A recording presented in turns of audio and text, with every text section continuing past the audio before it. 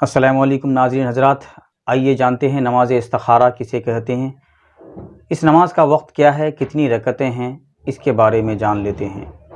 بعض اوقات انسان کو کسی کام میں شک ہوتا ہے، مثلا شادی، بیواہ یا کسی رشتہ کو منظور کرنے یا کسی کاروبار یا تجارت کے شروع کرنے یا زمین خریدنے یا کسی بھی کام کے بارے میں انسان کو شک ہوتا ہے کہ کام کروں یا نہ کروں۔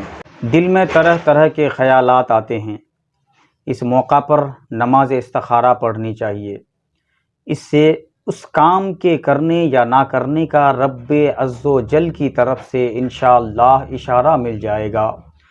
صحابہ اکرام رضی اللہ تعالی عنہم سے روایت ہے کہ رسول خدا صلی اللہ تعالی علیہ وسلم نے ہمیں تمام کاموں میں استخارہ کی تعلیم فرماتے تھے، جیسے قرآن کی سورت تعلیم فرماتے تھے۔ طریقہ: 2 رکعت نماز نفل پڑھے، جس کی پہلی رکعت میں الحمدللہ کے بعد قل یا ایھا الکافرون اور دوسری رکعت میں الحمدللہ کے بعد قل ھو اللہ احد پڑھے، پھر دعا پڑھ کر باوضو قبلہ کی طرف منہ کر کے سو رہے۔ دعا کے اول و آخر میں سورہ فاتحہ اور درود شریف پڑھے۔ دعا یہ ہے: